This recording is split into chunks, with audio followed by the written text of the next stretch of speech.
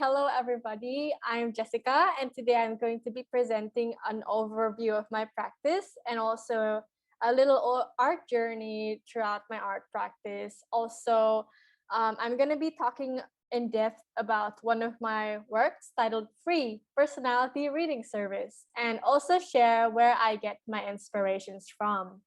So I'll start with an overview of my art practice. Um, Next slide. So over here, you can see that there are four different kind of things that I do, starting from crafts, where I usually create things just for my pure enjoyment. Like over here, I made like a jewelry holder from clay.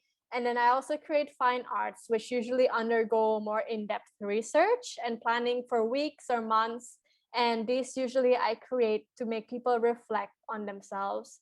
And programs are things that I create in order to convey a message to the public. Usually it's like a very specific message that I want to like distribute to through a workshop or event or things like that we're doing in OVS over here.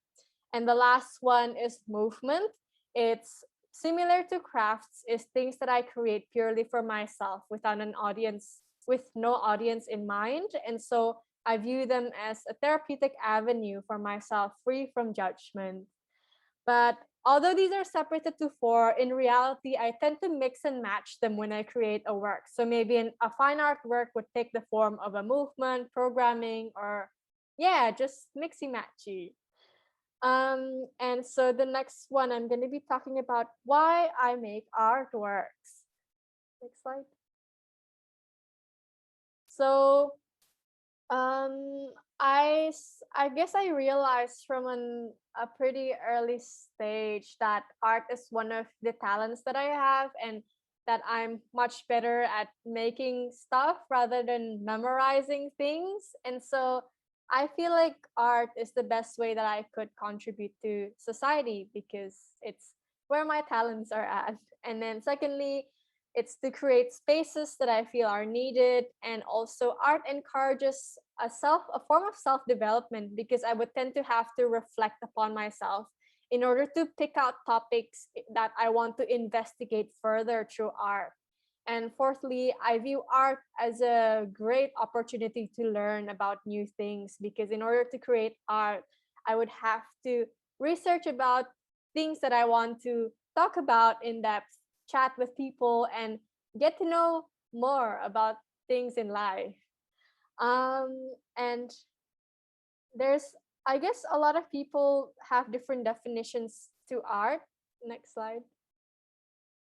But for me, I think right now I view art as a space to reflect, question, challenge, and express. So now I'm going to be talking about one of my works titled Free Personality Reading Service. Oh, that's weird. There's no video there. Oh, it's loading. All right. So maybe we can play the video first and I'll talk you through what the artwork is. So it's a personality reading quiz, but this time it reads your personality based purely on your internet speed. And so before you do the test, you would have to do this internet speed that you're seeing right now. And then you would input those numbers that you get from your internet test, which you could do in a normal desktop on here, like your download, upload, and ping. And after inputting them, you would be given this kind of personality reading that's stereotyped purely from your internet speed. And the reason why I created this work is because during the COVID-19 pandemic, my social life mainly transferred to Zoom, and transitioning to socialize online was difficult for me because I didn't have great Wi-Fi in my house back then. And so sometimes people would actually find me annoying because I would accidentally cut their speech or ignore their question or ask them to repeat a sentence 10 times. And at other times, I would be in the opposite side of the conversation where people would interrupt me, ignore me, or leave me because of their internet connection. And although we obviously know that it's because of the internet connection and not our personality, people tend to still get annoyed, I feel, at me. And sometimes, personally, I also have that momentary thing where I would get annoyed at people as well. And so it made me really interested in how people sometimes accidentally attribute others' personality based on their internet speed, affecting how they present themselves rather than their actual personality. And so, yeah, this artwork, it functions as a satirical personality test, which explicitly demonstrates how your internet connection may sabotage your image. So yeah, that's, and when you get that in that personality reading, you can actually download it and keep it as a collectible artwork. Next slide, please. So this is the process on how I created my work that you saw earlier. I'm seeing a lot of the chat right now coming in, how people relate. Thank you. And so um, first, it this project came from a prompt that I received from an exhibition. Like, my friend was curating an exhibition with the theme of self-portrait. And so I did a reflection about what is it about self-portraits that I want to investigate further in, because I don't totally understand it or I don't agree with. And so since this was done in the pandemic, I took the whole concept of perception people have in video calls towards me and me towards other people. And I created the concept for the artwork, which was a personality quiz for that uses internet speed. And so I then executed it, making the whole website for people to do this personality quiz. And afterwards, I gave the link of the quiz for my friends to try out and give me feedback for it. And I revised the personality quiz again and again until I felt like it was good enough to present to the public. Yeah, and that's a little overview about one of my works. And so this is now the journey of how I got to where I am now. Since childhood, I always liked art because I guess I was pretty good at drawing and coloring books, and I got approval from teachers, family, and friends because of doing art. And so back then, art uplifted my self-confidence and also honestly uplifted my school grades. But then high school came, and the way that art worked in my high school was that they would mark how good an artwork is based on how similar the work that you make is to the example that the teacher gave. And I really didn't like that, so I refused to take any art classes during my high school. Went solo on learning by myself, and another place outside of school. And then after that, I went to university where I actually took fine arts as one of my degrees. And I'm really lucky because in my university, I have teachers whose practices really aligns to what I make. So I really benefit from that kind of formal education from my university. And outside of university right now, I'm currently still in university. I also do like other things like managing OVS as the programs director, and I also manage the programs in Connection Art Space with Sam and Intermission Gallery in Monash. And I also create works by myself for myself and also through my collective Extract. And most of the times I'm looking for art opportunities to apply for. Next slide, please. And so I'm going to talk a little bit about how I look for art opportunities. Most of the opportunities I look for are these three. So free workshops and programs, I use them to upskill my art abilities and also widen my perspectives on art, and also network because you get to meet a bunch of people who are in your similar level as well. And then exhibitions, I use them as opportunities to find prompts and have a deadline for me to work towards.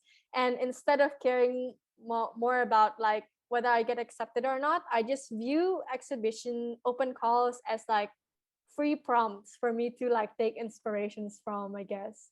And then volunteer, like right now I'm volunteering in OVS. I meet a bunch of really cool young artists to network and expand who I know in the art sphere as well. Um, and so this is gonna be the last part of my presentation is my inspirations, where I take my inspirations from. And so the first one over there is children toy store.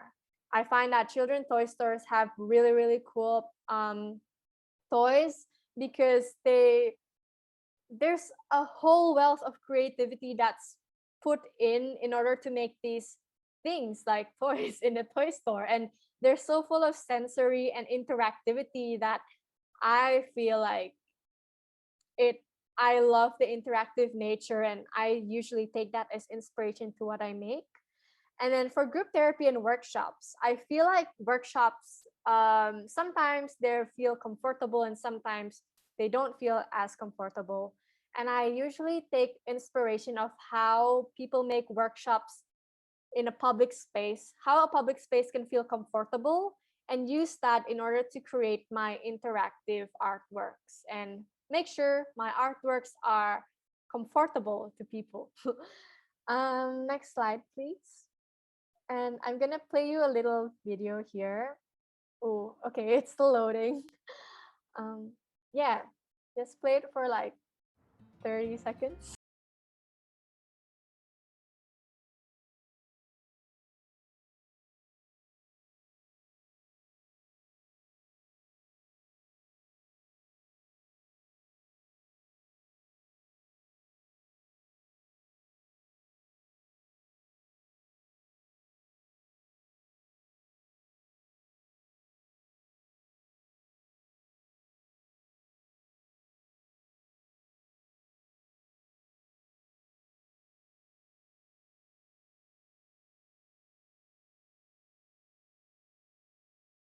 Yeah, okay, you can pause it there.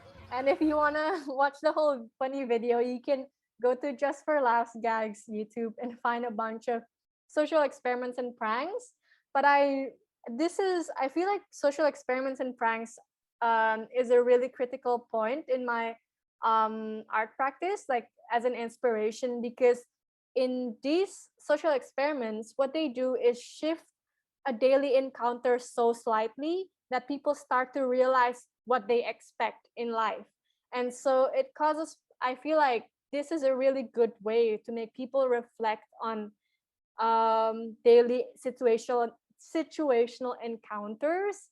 And that's why, yeah, I take a lot of inspiration through, YouTube prank videos.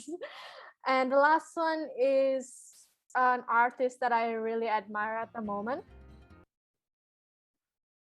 called Tanya Bruguera, and they they make really really cool interactive works. Like in this one, you will see them make a room that when you go in, you would like cry involuntarily because they put an organic compound like that exists in onions.